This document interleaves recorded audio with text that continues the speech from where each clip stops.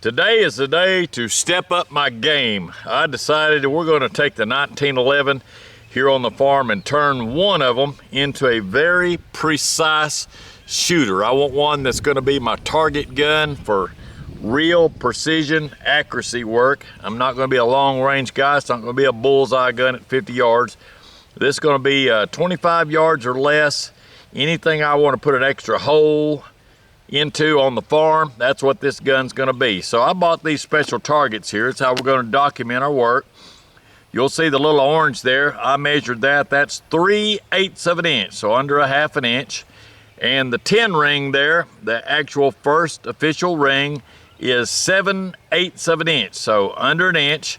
And I'm going to tune a 1911 45 pistol to be able to consistently hit that from a bench rest with my hand loads at least 10 yards. I want to be able to hit that little orange dot there from 10 yards, and then from there we will expand out and see what we can do. But that's a good starting point. That's going to be our baseline, hitting somewhere in that 10 ring, preferably cutting the orange at 10 yards. I'm going to be using a laser to do that. So I've got two of my favorite pistols we're going to look at today. These are both my EDC carries, and I'll show you what I think about them and kind of the route that I was going to take. And here they are. So let's go ahead and get the box out of the picture.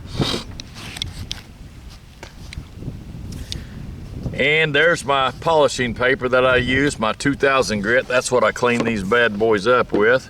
So we got one here and one here. So my first thinking was, when I wanted to shoot that target, this target right here, my first thinking, I want to get that precise. I'm probably not going to be able to do that with these open sight guns. You can see both of these have the nice flat black rear sight. It's got a little bit of grain to it. They've got the little lines to try to absorb light so it doesn't have a glare. Both of these have fiber optic front sights on them. So, and they're both accurate guns. They're plenty accurate enough to get that job done with hand loads. But I've got old man eyes. I got the old grandpa eyes. I've had them since I was 2 years old. Very thick glasses, and I cannot see that crisp enough to be able to shoot that precise of a level. So I need something more precise. So I decided I wanted to put a 507K Holosun sight on one of these, and I had to decide which one.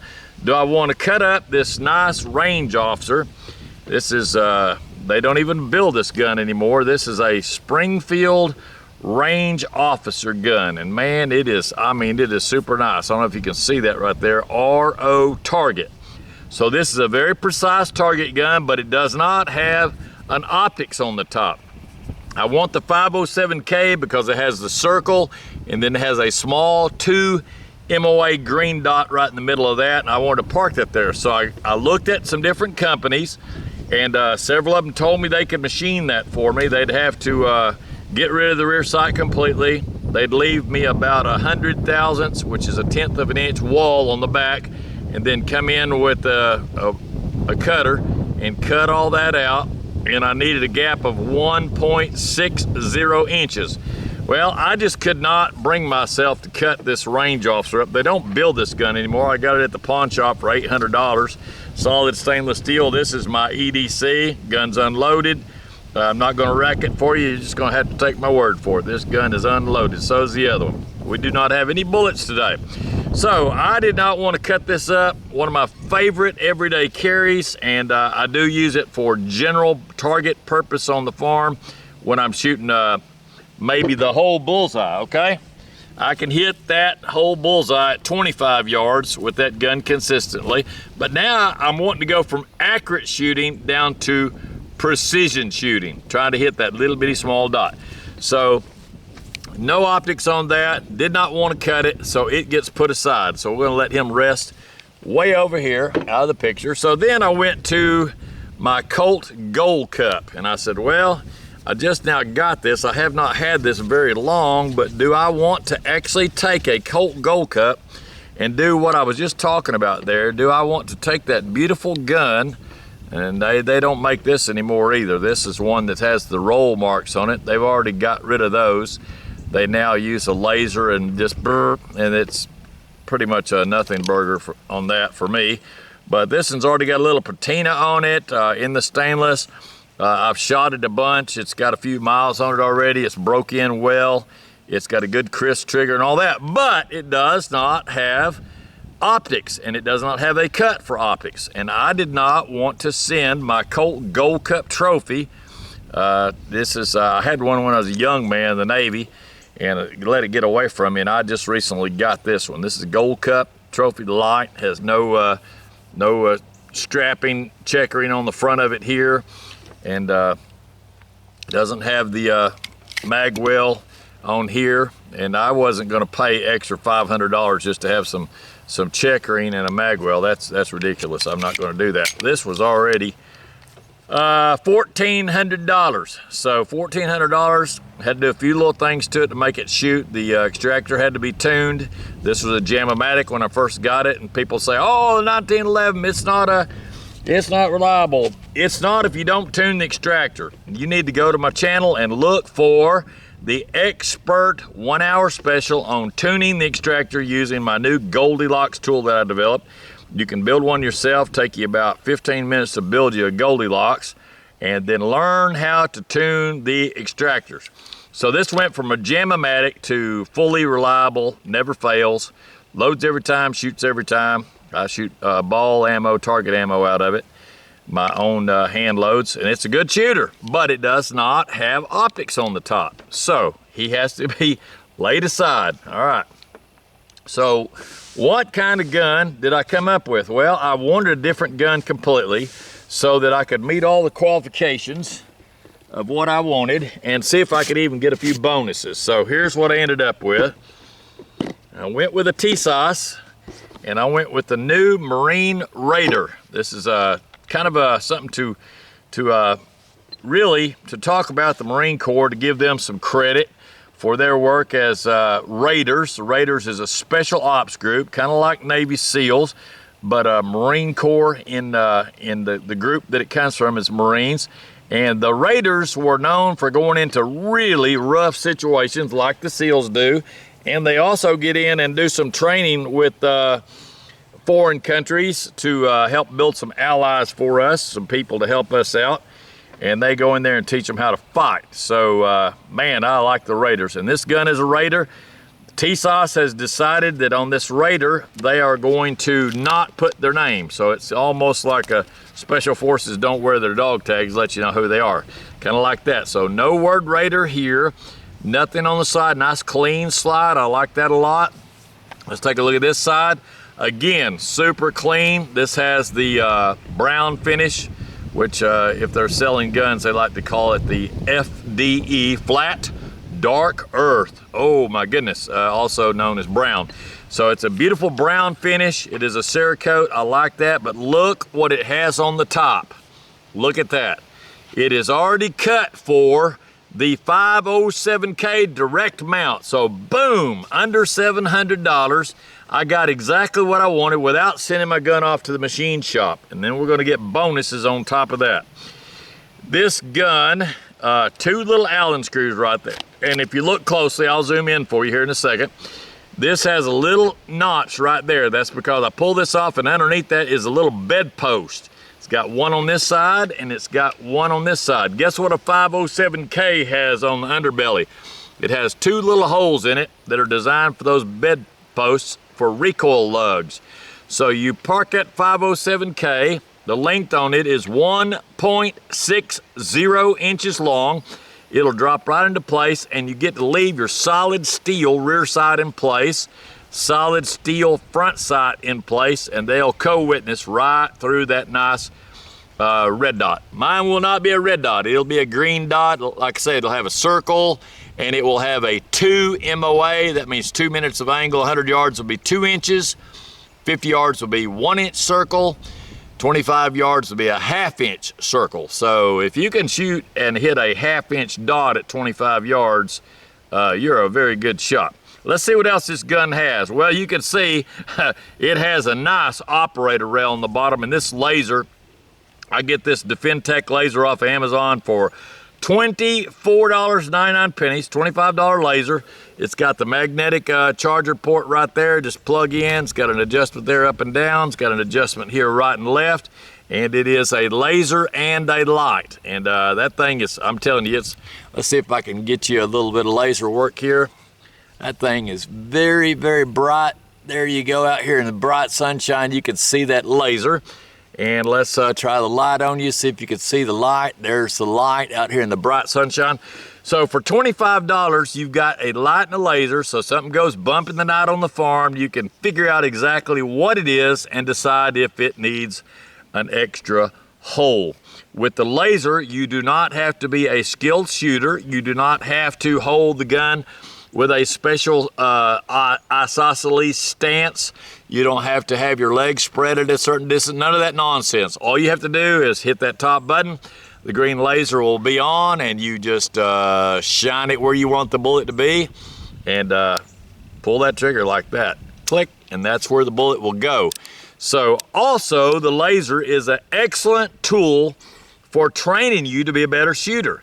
Put you a snap cap in there, protect your firing pin, and you can point that laser across the room, make sure your gun is empty, make sure you have no bullets in it, and you can sit and practice that over and over again and really get good at breaking the trigger, which I've got mine tuned for 2.75 pounds.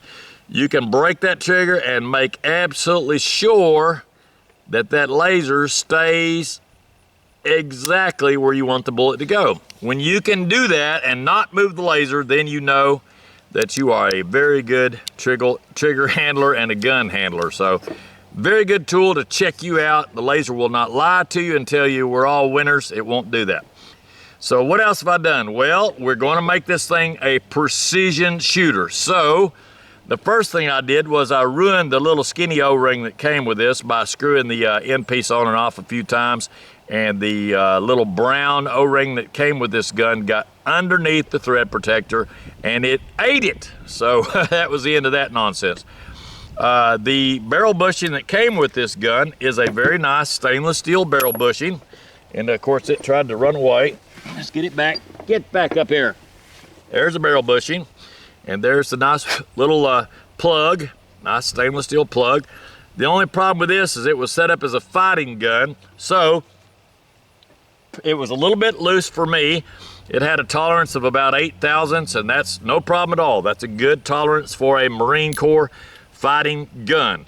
I'm transforming this Marine Corps fighting gun into a precision target weapon on the farm. So what I did was I bought a special barrel bushing. This is made by EGW. This barrel bushing was so tight, it was called a drop-in. It was tight to the barrel, very tight. I went from 8 thousandths, and this is now 3.5 thousandths, and it was also tight going into the slide itself, so I had to take a jeweler's file and polish the lug on it and make this lug a little skinnier, and then I had to make it a little less tall. Then the last step was, once I got that barrel bushing to go in and engage, go all the way around and get it out of the way, I did not have enough room for this plug to go past this flat. So how did I cut that flat without going to machine shop? Very easy. I took the flat and I marked it with a Sharpie and blacked it out on both sides of the flat. Very carefully, made sure I had a good coat of the black. Then I took a cutoff wheel on a DeWalt hand grinder, just a cutoff wheel, the kind that's flexible. I held this in my hand and laid it on there on the flat and ran it at 10,000 RPM and slowly let it take the face of that off until all my Sharpie mark was gone. I did it on both sides. I had to take about 30 to 40 thousandths of an inch off of that. And then and only then did it give me enough room that when you rotate it, you can go ahead and put the plug in. So very happy with that. Nice looking little piece of jewelry on the nose of this. And also, it is very tight on that barrel. Like I say, about 3.5 thousandths, and that really will make this into a precision shooter. So then at that step, I needed to finish the project. I needed an O-ring back. So here's what I went with. I wanted an O-ring that would fit that. I did the specs on that. And you can look at this, all the numbers are right here for you. ID is .487, that's perfect for this gun. And it is also, this is called Durometer Red, and it's made out of silicone. Guess what silicone is famous for? You can buy barbecue gloves that are made out of silicone, and it is rated at 450 degrees and has an actual smoking, melting, burn down point of about 850 degrees. So you are never gonna get the barrel of a 1911 up to 450 degrees. You're just not gonna do that. It might be that hot on the inside for a split second. Time it gets to the outside, this is an air-cooled gun, you're just not gonna get that hot. If it got 450 degrees on that gun, you wouldn't be able to hold it in your hand. So let's take a look at this. Let's put the O-ring on there. That's a pretty easy project. You can see it roll on. Now, if you don't like the red, just paint it black. Take you a Sharpie or some black spray paint or something, or dye it. I don't care about that. That means nothing to me. I'm gonna shoot it enough, it'll get black. So there it is, and you just shoulder it up. I don't worry about it falling into the gap and being exactly in the gap, because we're gonna run over that. So what kind of a thread protector did I come up with? I went with Hughes Precision. I will put the name of that and a part number and all that. Here him is. I'll put it on the screen for you here in a minute. Look at that piece of jewelry right there, man. These come unfinished. I scratched this one up a little bit with my pliers because I was put it on with blue Loctite. Don't do that. I put it on blue Loctite real clean and let it sit too long, and it got bad news tight. Had to heat it up, take my channel locks and twist it off, and I screwed it up a little bit. So to clean one of these, to really make it into jewelry again, all you do is screw that on a wooden dowel like that. Put the wooden dowel in your drill, lay it on the 2000 grit, spin it up about 1000 RPM, and the next thing you know, you got a beautiful piece of jewelry. So look at that. All right, the part number on this is the SKU part number that you'll look at for Hughes Precision to fit your gun if you happen to have one of these nice Tisas Raiders. Part number 9461. SKU number 9461. And they run these little lines in it. They don't run them all the way to the back, so I'm gonna make that the back. Here we go. Screw this on. Now watch what this does. I'm gonna screw this on here. Yes, I'm putting my hand in front of the muzzle. Gun's been checked 100 times empty. And we've got the safety on also. I'm gonna screw that on until it kisses that O-ring, okay? It kisses the O-ring about right there. Then I'm gonna give it another quarter of a turn. Oh, look at that. Oh, even more. That wasn't kissing as much as I thought. Here we go, a little bit more. Now we got a good tight fit. So now the O-ring is tight fit, but it is not distorted in any way. It's not wadding up on one side and slack on the other. It's good and snug. And if you do it just right, these numbers will line up exactly in the 6 o'clock position, which that's kind of cool. And now you've got a good look. And also even a little bit of a cushion when the slide goes forward. Look at that. Look at that, man, that thing is beautiful. It's got this, by the way, this barrel bushing, I'll give you the part number on that too. Evolution Gunworks, EGW is where I got that. And it's thicker. Look at this detail. It's all about details to me. Somebody said, my boss said, you're too analytical. Well, that's good. My wife loves it, and so do my gun people. So there's your factory barrel bushing.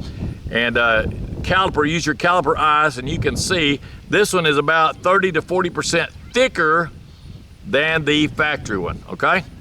And that's just, I like it. It's prettier, okay? And it's thicker, and it's heavier duty. Now, it touches that O-ring. Now, here's one thing you do not want to do in this setup. You do not want to have it like that and keep turning and turning and turning, because it will go more. And if you keep turning until you hit the mechanical stop on there, now the O-ring's not touching anything. I've gone until I got to the end of the threads on the barrel, put the O-ring there. Now when you let it go forward, it went forward, it looks the same, but watch this. See that? Let's see if you can see it. Oh, you cannot see it on here. This way maybe you can see it. There's a gap there. It is not in battery. That gun, let's see if it'll even fire. I bet it won't. Nope, see, it won't fire. So that's something to know. Don't just screw around and keep screwing around and not know what you're doing. So let that go forward. Put your O-ring out there like that. Do a little bit of thinking.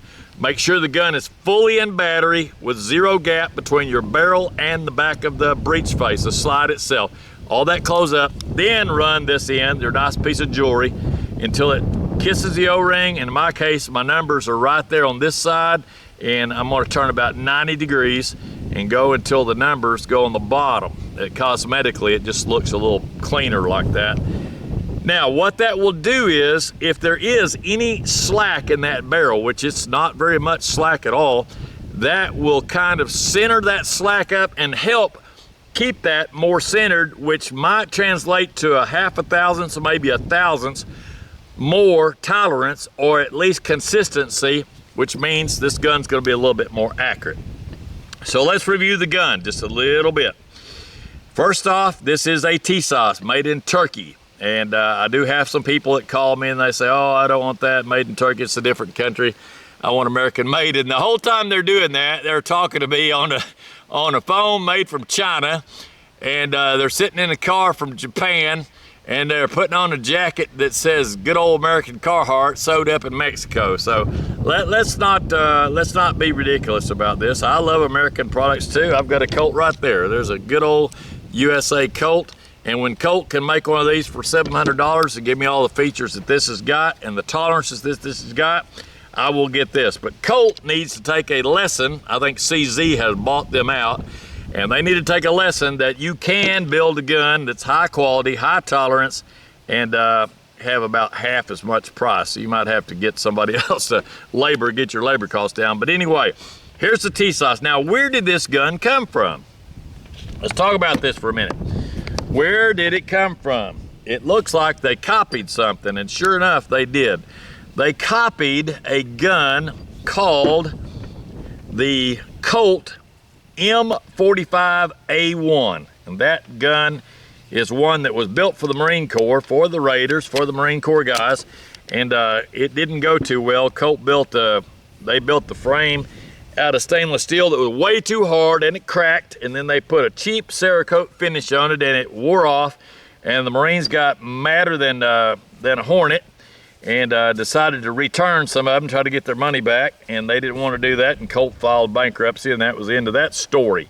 So they did finally get some of them right. They went with an ion bonded coating. They got the coating right. They got them where they stopped cracking, but by then the damage was already done. You only get one chance with a Marine to make your first impression. And they probably wanted to go back to the World War I pistols, go back to Quantico and have those guys take some cart barrels or something like that and build their own after that excursion with Colt.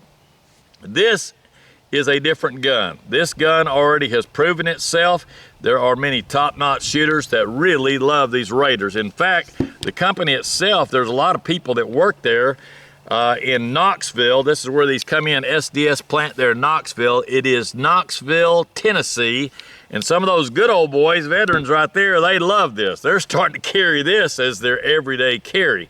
They might not have the laser like that, but I'm telling you, this gun gives you a lot of options. It has that threaded barrel. You can put a can on this. On my farm, I can come out here and put a can on that and take some of my nice hand loads. They come out of the tube at about anywhere from 700 to 900 feet a second. All of them are well below the speed of sound. So I could put me a hollow point, 185 grain, maybe a Hornady, like a VMAX type of a bullet, defense round, and shoot a varmint here on the farm, and he's going to stay shot. You put him down hard. And I can also use the good ball ammo for my target. That's what I like to shoot. I shoot a 185 grain made by Berry's. It is a precision copper plated bullet. And with a 185 grain, it is a hollow base, so you still have the same nice round profile that you get with a 230 ball. And boy, those things just shoot and shoot and shoot.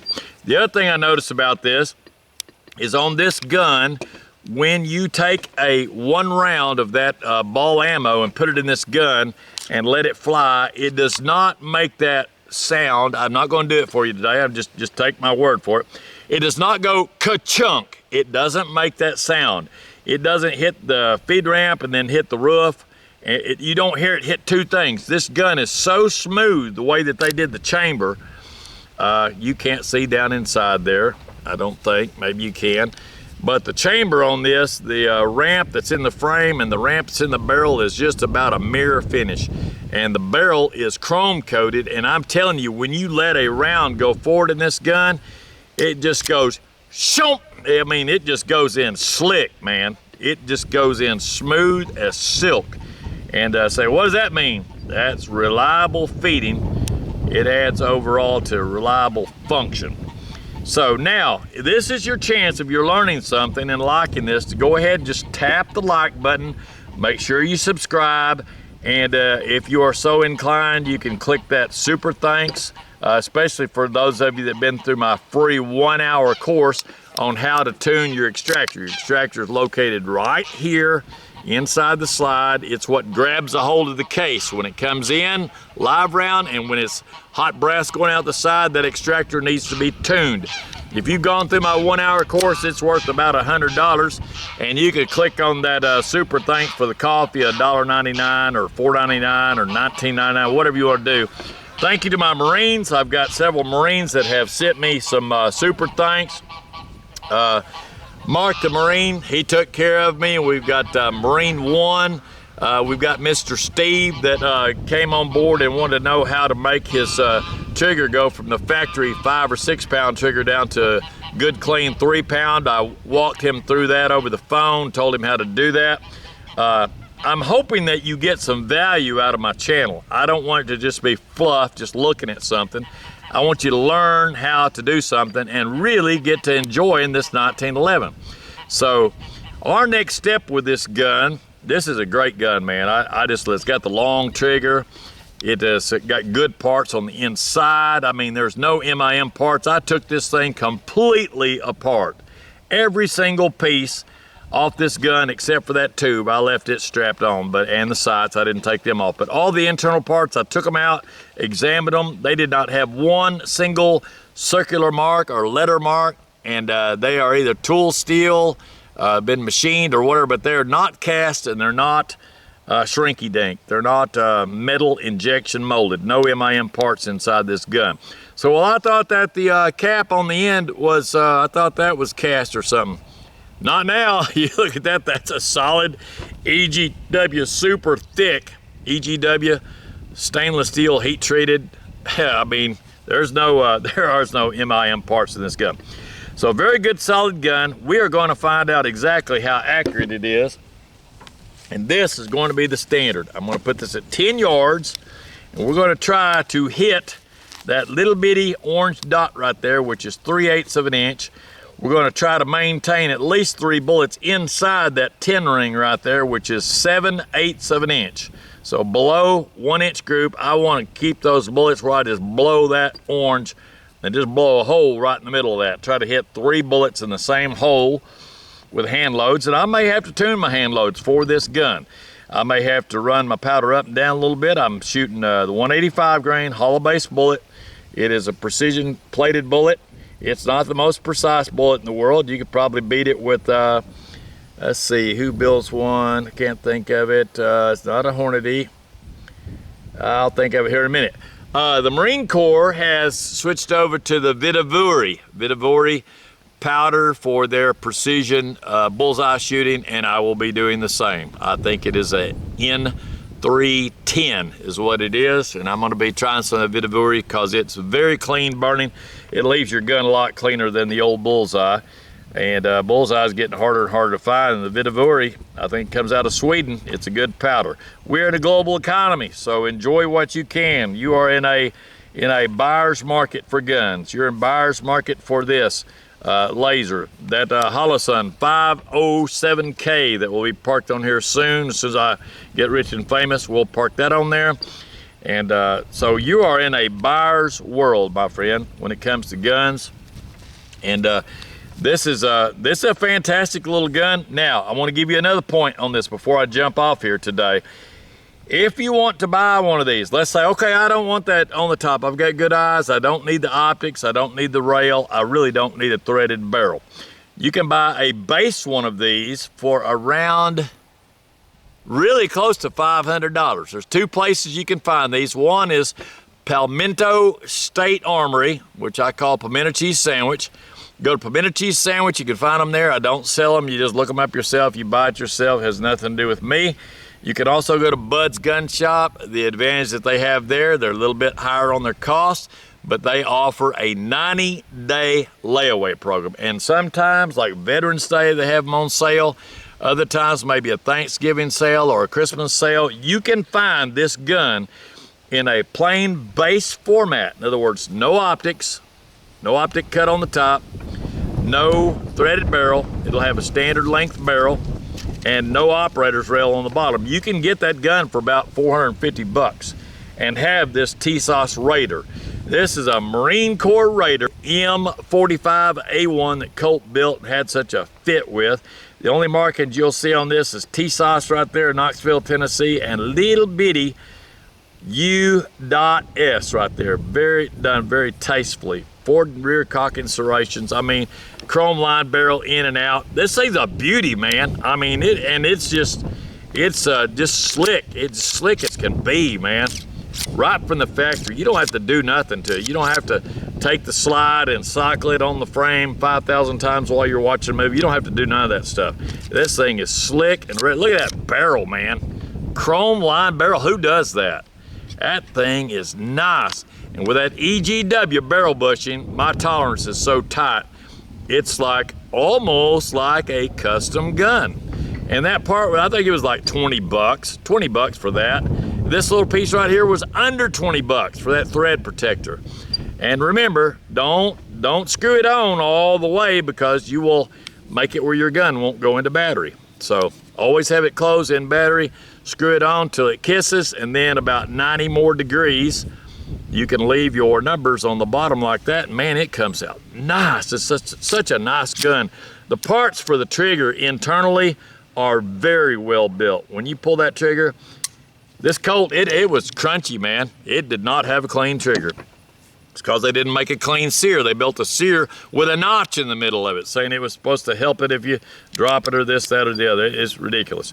So Tisas built a very good sear in this, and the hammer hooks are precision cut. And like I say, I tuned this trigger down to 2.75, and it is nice, man. It is so crisp and clean. I love it. So tomorrow, I'm gonna try to get this target put up in a good safe place. The wind should be lower tomorrow. Take my hand loads, we're gonna put the laser on it, and we're gonna see if we can shoot that little orange dot. I keep tuning that laser to get it exact. And we're gonna take this 1911 and prove that these can be reliable and a precision target gun here on the farm. Hope you enjoyed watching today. Hope you learned something. Please tap that little like. Hit the subscribe. If you hit subscribe, you'll get these free videos. They'll come to you, cost you nothing, and you'll get updates. When I go to shoot this tomorrow and I post it, you'll get to see the update on there. So, hope you enjoyed today, and we will see you on the next video. Over and out for now.